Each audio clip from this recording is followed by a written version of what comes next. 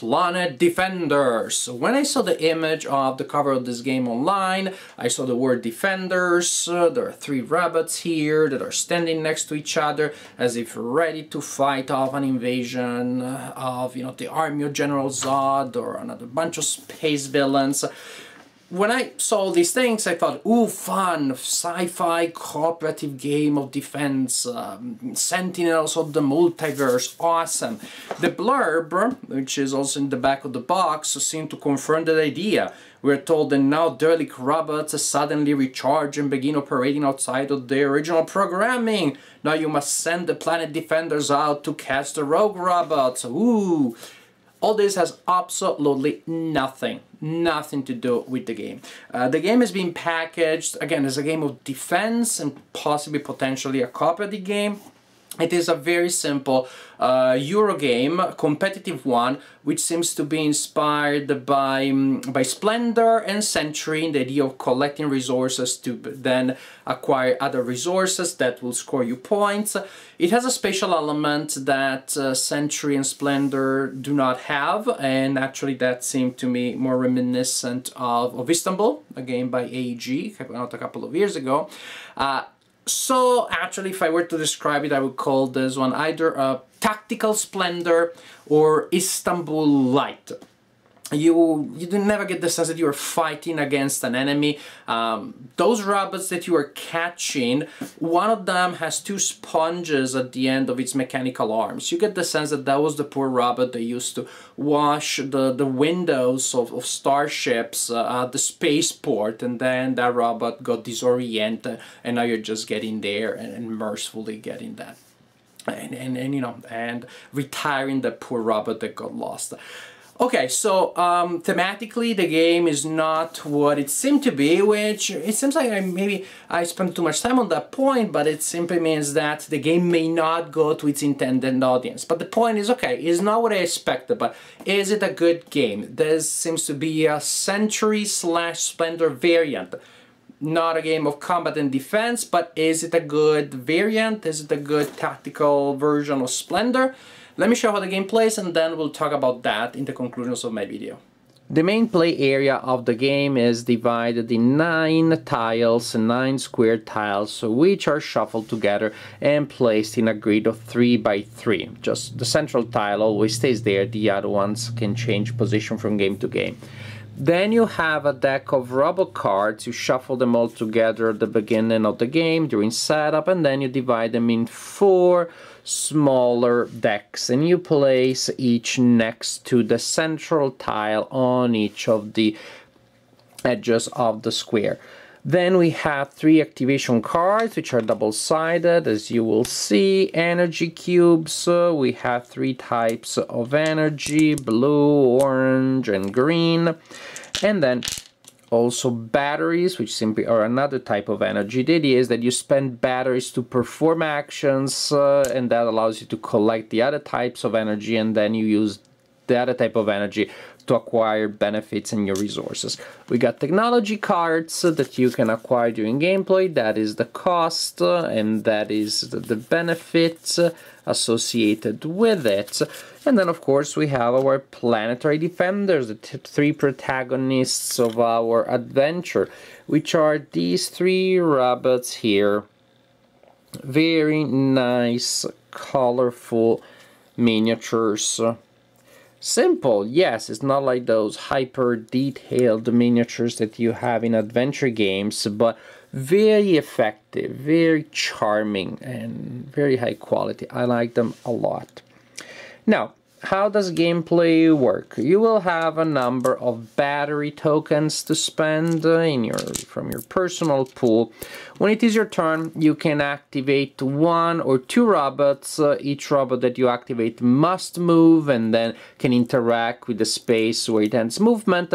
After that, and you have to activate at least a robot. You can activate 2 if you want. After that, optionally, you can acquire a robot card or acquire a technology card if you're able to do so, if you decide to do so, and if you have the resources. Now, to activate a robot, you select one of the 3 activation cards and you place a single cube on it. Then if you, after you resolve that activation, if you want to activate the second robot, the second activation costs 2 cubes. And you have to activate the second robot even if there is the possibility for some reason to activate the same robot twice.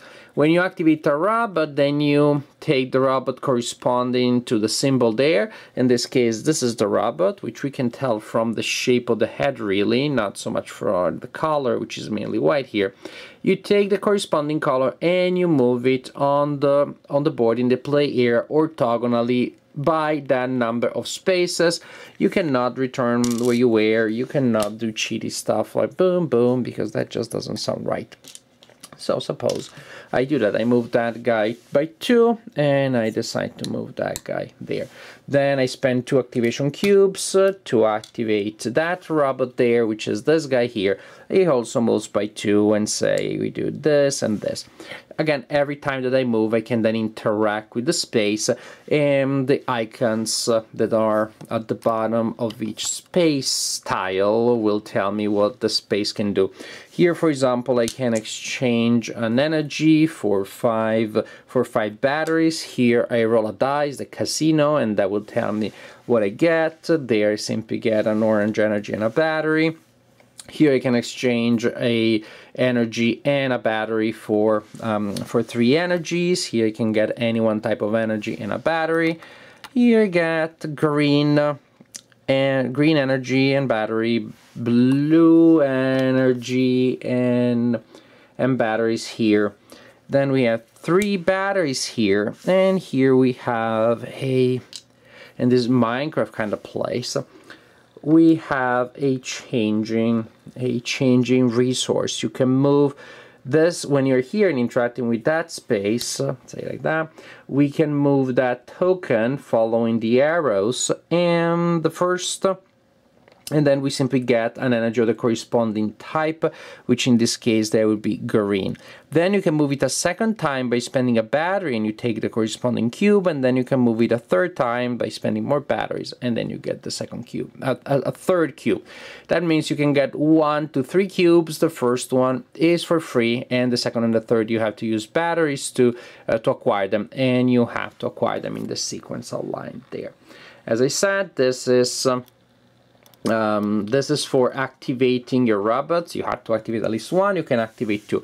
Interesting enough, at the end of the turn, you take the batteries off the activation cards and you flip the activation cards. As you can see, they will do different things. Each card has different activation options on the 2 sides, and there is a reminder of what the activation is on the other side. So if I place a cube here, 2 cubes here, activate the robot, then activate the robot, move by 1, interact with the space. At the end of the round, I flip this to the other side. Now, as for acquiring stuff, you will want to acquire robots because those give you points at the end of the game. That is the number of victory points that a robot card is worth. That is the cost in energy cubes that you need to discard, and this is the immediate benefit. By the way, you can probably tell the difference here, unless you are challenged when it comes to color recognition, between the light blue and the green, but not everybody can. And also, of course, I'm like sticking this like right in front of the camera. Not everybody can, and I guess we have a friend that discovered that he's colorblind or color challenged as we were playing the game, because he never thought that he was colorblind or color challenged, and he just couldn't tell the difference at all. We have to tell him. Actually, even I never thought of myself as having any problem recognizing colors, but even I, at a distance, if I'm sitting here, say, you know, where I'm filming, and I'm looking at that card just from this distance, from my eye to there, yeah, sometimes I'm like, wait a second, is that blue or green? On the main components, the blue and the green are very similar to one another. I wish they had been differentiated better. You know, on the energy cubes, well, it's easier to tell them apart. In any case, robots, yes, you acquire robots, and also, to acquire a robot, by the way, you need to, you can only get a robot from the closest deck to one of the robots that you activated. So, for example, if I activated this robot here and this robot here, This turn I could get a robot from here, thanks to that guy, or a robot from these two decks, because this guy is equidistant from them.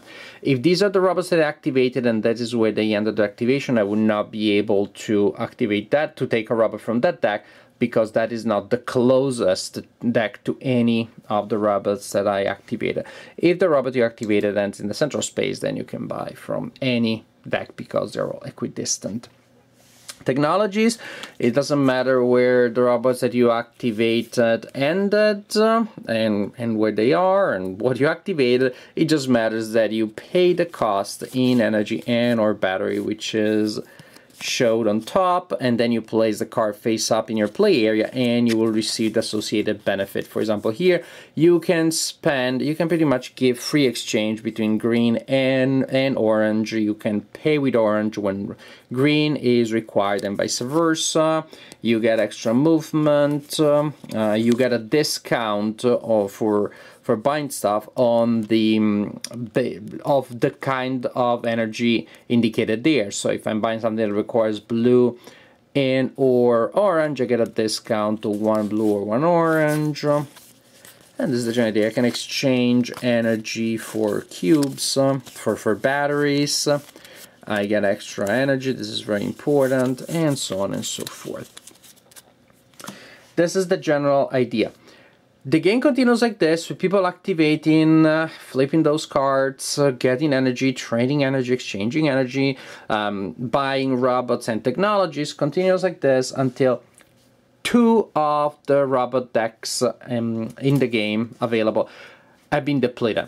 At that point, you have around the final scoring, where you tally all of the points that you acquired from the robots that you already have. Plus, there is a final scoring where you will score points for different types of technologies that you have, and these can be pretty good because technologies are useful per se, and then also the fact that you can get, say, 6 extra points at the end of the game. That could be, or 4 even, that's pretty good. Also, you get a bonus in points based on different sets of robots. And this is a little trickier, a little less interesting, unless I'm missing something here.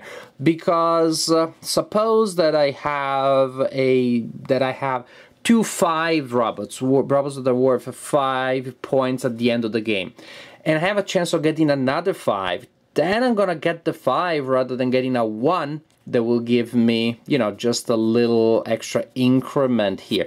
It seems to me that the advantage of having a different set of robots at the end of the game is not enough to make the option desirable when single robots can be so powerful. So basically, when it comes to strategy, if there is a 5 available, people will just go for it, as opposed to like, ooh, I'm gonna go for the 1, so I have 4 robots instead of 3 at the end. If you get a 1 and that gives you the diversity bonus, you total 2 points. If you get a 5 without the diversity bonus, you got 5 points. Which one is more desirable? So this scoring here is to make this option interesting, so that people will factor it into their strategy, would need to produce more victory points at the end of the game. In any case, you total the points that you get from all sources, and at the end of the game, the player with the highest total is the winner of the game. So okay, the game is not what I expected it to be at the beginning, and then when I saw what it was, unfortunately, I was still disappointed a second time, because when I thought, okay, this is a Splendor Century type of game, a simple Euro, and it turned out to be one that I didn't find particularly enjoyable or engaging. The components are great. The components are like really attractive. They're functional, although one of the mechanics, the one of flipping the cards, kind of gets old after a while. Most likely the person that is sitting next to those tiles on the table will be the one that will do it every time, and it's just a little bit annoying. I don't know that the advantages that you get from flipping those tiles is really worth it. Maybe with 2 players, then I'm really making sure that I flip the tiles in such a way that then you will not be able to do what you want to do. But with multiple players, in any case, I'm not gonna go out of my way to to create a minor annoyance to one of the players while the other two players are just going their own way and scoring a lot more points. Also, again, it just seemed to me that in any case, every turn I could do pretty much everything that I wanted. The board is not big.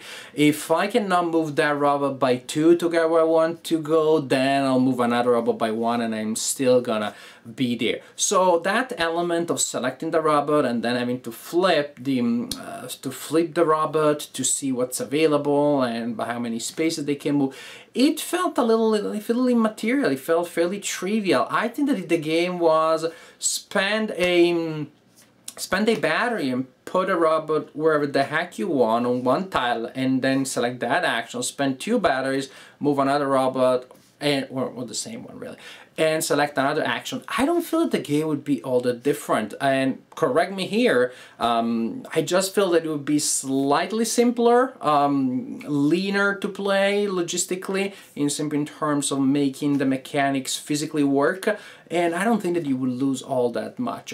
And to me, of course, that is a problem, because I like the idea of the challenge of, wow, how can I get there? How can I prevent you from getting there? I mentioned Istanbul in introduction as a game that this one remind me of, and in Istanbul it is so crucial. Istanbul almost is like a race game. You really want to optimize movement and where everybody is, etc., etc. Here I felt like I was pretty much looking at the options available and figuring out chains of investing A to get B to get C to get that robot, etc., etc. I didn't feel that the spatial element was all that interesting. And in general, the problem was that gameplay felt just a little too linear, too smooth, not all that interesting. Okay, now when I get that robot, there are 4 robots out there that I can catch. One is worth 1, one is worth 1, and one is worth 2. Or one is worth 1, 1, 1, the other one 1, and another is 5. I think I'll go with the 5 one. Very often the best robot out there was pretty obvious, and I look what other people have. Okay, you want the 5, okay, I like the 5, but I see you almost have everything, so I'm not gonna waste time going for that one. It just seemed fairly obvious to see what the best robot for everybody would be based on what they happen to have at the moment that the robot is revealed, and the resources that they have at that point, and the value in terms of points of the robots. So that element, competition for this or that robot, wasn't all that interesting. And in general, I moved there and I got orange cube, but I need 2 green. Then I go to the place where I get 2 green.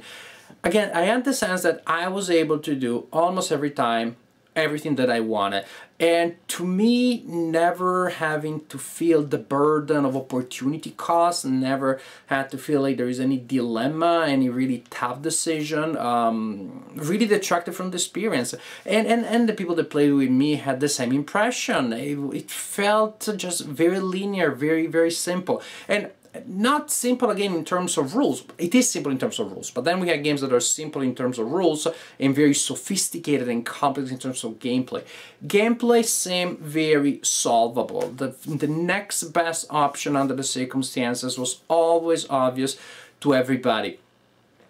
Looking at these beautiful components and seeing how mechanics that I like in Splendor and Century here seem to have been turned into something pretty bland, the game just felt like, I don't know, like a cake that looks great in the window of the shop, and then you buy it and you bring it home and you try it and it just was missing flavor. Just somebody forgot. They didn't forget, you know, the nice beautiful decorations, but they forgot to put enough sugar and the cake doesn't taste like much. There isn't anything, no single element that I say, whoa, that is terrible, that is what really ruins the game. Rather, the game is simply lacking in fun, lacking in dilemmas, in tough decisions, in interesting decisions. Since there always seems to be an okay to fairly good decision available to you at any time, you just feel like it really doesn't matter all that much. I didn't hate playing the game, but I never felt the tingling down the spine that I have when I play a game that really is engaging. I never felt the, whoa, lot will depend on this move. Nah, if I don't get to do it now, I'll do it next time. But 99% of the times, I get to do whatever I want and to advance towards my obvious next objective. I mentioned earlier the fact that the final scoring doesn't seem to add that strategic element. Yes, I make some decisions now that is not all that great, but then I am building towards a big score at the end. Again, it just felt like the next reasonable choice to be made at any point was indeed the next reasonable choice to be made without any further dimension, without any long-term payoff to be collected. It really felt like 1 + 1 is 2, which in many disciplines is great, so that's exactly what I want. But in gameplay, then that predictability, that reliability, that sense of certainty, that linearity to me just made the game uninteresting. Again, this is not a bad design, it's not a design that I hated. There wasn't anything in it that I directly disliked. The problem was the lack of things that would really make it interesting. It felt like a textbook game. It felt like a game put together by a robot. Put together by a robot that has read a manual of what the game is like and is giving you a game that in a certain sense is impeccable, but it is lacking that je ne sais quoi, that's something more. It's like when you have in sci-fi very intelligent artificial intelligence like Data or the Doctor in Star Trek Voyager, and they do things by the manual. They tell you the joke exactly as it should be done, but it doesn't have that creativity that makes the joke funny. Planet Defenders, in that sense, and I don't want to insult the designer that clearly is a human being. Is he or she a human being? I don't see the name. Maybe it was designed by the Doctor or by Data, because that is the feeling. It's a joke told by Data or by an hologram. It has all the elements that a joke should have, but it's not that funny. Planet Defenders has all the elements of a good design, and somehow they do not turn out to be more than the sum of the parts. They turn out to be okay, just okay. And frankly, with all of the excellent games that we have out there these days, okay is not okay anymore. Okay is not enough anymore. Planet Defenders, yes, very simple, but not all that fun to play. Accessible, new players will be able to play, but I do not know they would enjoy it very much. At least my group and I did not enjoy it.